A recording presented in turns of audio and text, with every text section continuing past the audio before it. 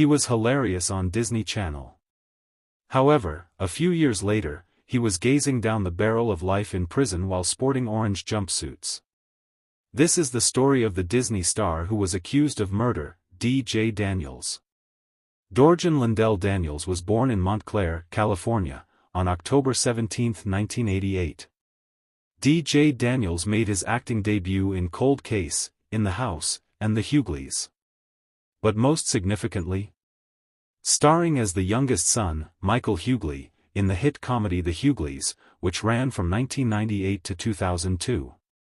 He even appeared in Disney's That's So Raven in a cameo, joining the ranks of other early 2000s kid stars. Additionally, in the 2005 Disney film Sky High, he portrayed Ethan in a supporting role.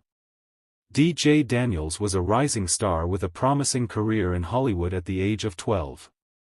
Daniels' unstoppable charm enthralled television audiences, but as he got closer to teenage years, difficulties were inevitable.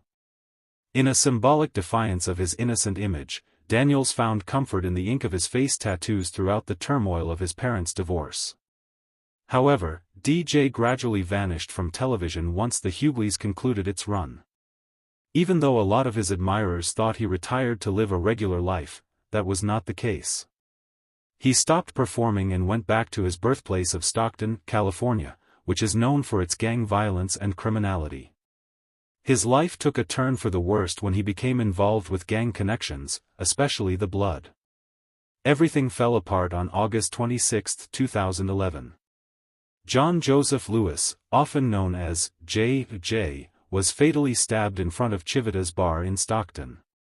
Dee Jay Daniels and two other men, Marcus McClyman and Juan Nunley, were taken into custody by the police. The authorities accused Dee Jay of being a member of the Bloods and referred to the murder as gang-related. Daniels faced life in jail without the possibility of release if convicted of murder, gang membership, and attempted murder. At the hearings, comedian D.L. Hughleys, his TV father, testified as a character witness. His fans were taken aback. The TV youngster was in jail, dressed in an orange jumpsuit, and was facing murder charges. How could things have gone so wrong? Daniels was detained for more than a year while he awaited trial.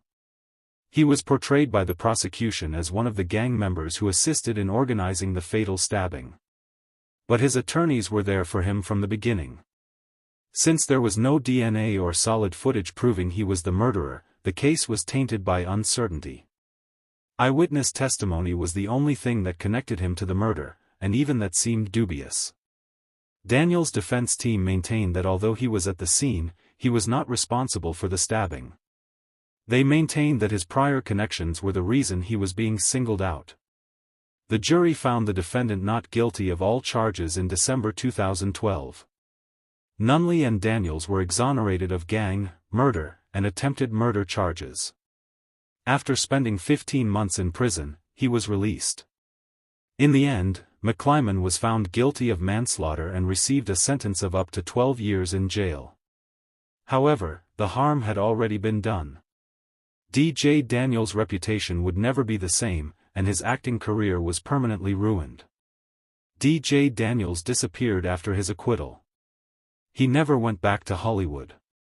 No acting gigs and no interviews. He rebranded himself as a rapper going by the name Boy Truth and did appear online with some musical output. Daniels' story is about what happens when the cameras stop rolling, not just about a murder trial. He went from sitcoms to courtrooms, from Hollywood sets to hood clubs. There is no denying that Dee Jay Daniels' life was irrevocably changed.